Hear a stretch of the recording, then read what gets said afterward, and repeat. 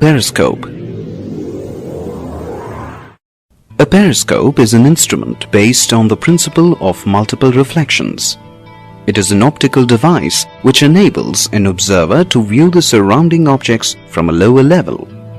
Periscopes were widely used in submarines and trenches to observe enemy movements without being seen.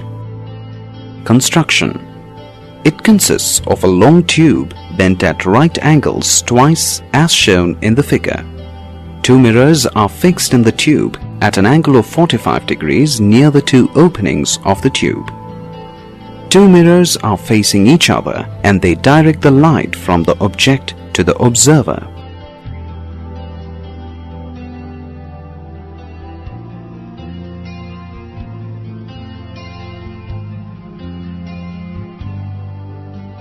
Working. The upper or top mirror forms an image of the object. This image acts as the object for the second mirror at the lower end and produces an image which is seen by the observer. Let us now understand the working of a periscope with the help of a ray diagram.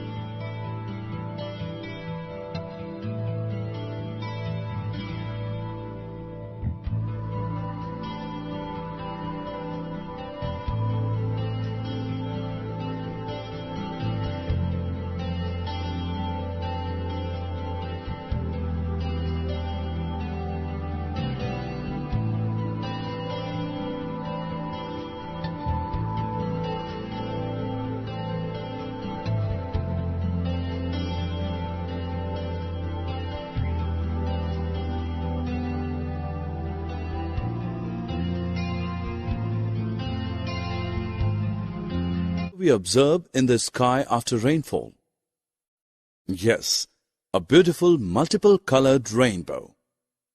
But where did all these colors come from? We know that the sunlight is referred as white light. When this light passes through glass prism, the light splits into 7 colors.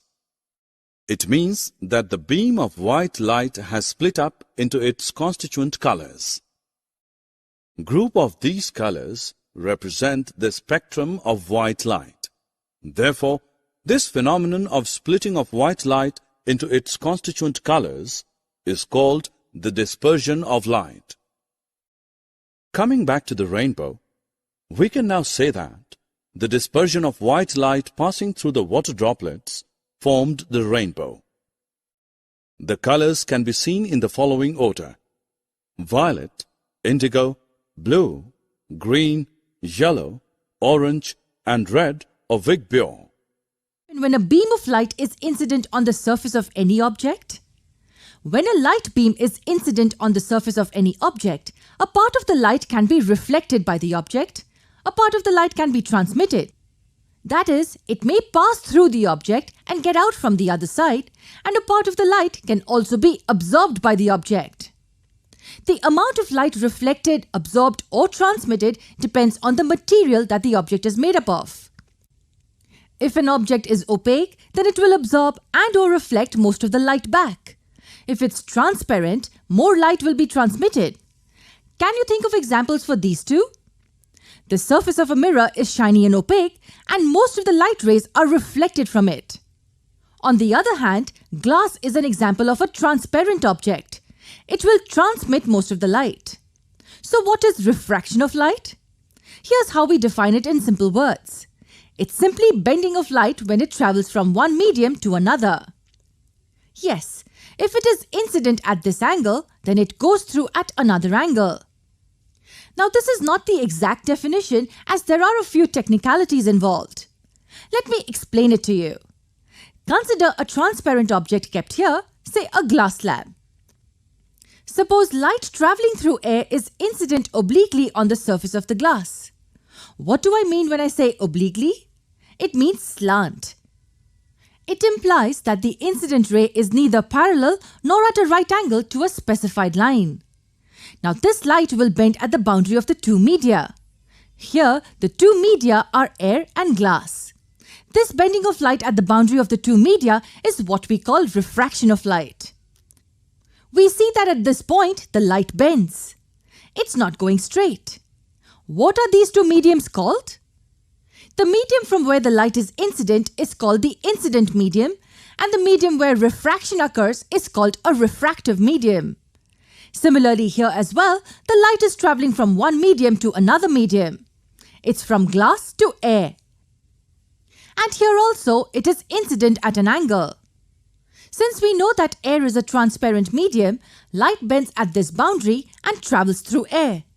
So light refracted at these 2 points.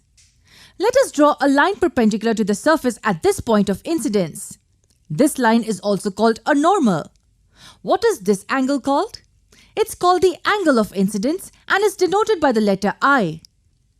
It is an angle made by the incident ray with the normal. And this is the angle made by the refracted ray with the normal. It's called the angle of refraction R. Now there might be various questions that you have.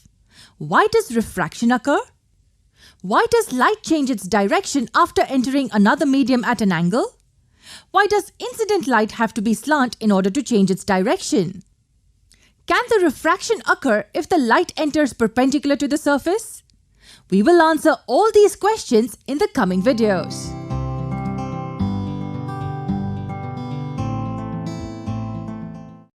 Wow, that was again an interesting thing that we got to learn.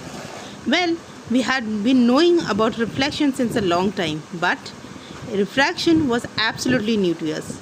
So come back in the next video to understand how light and our eyes, that means one of our sense organs, are related to each other. Stay tuned till the next video.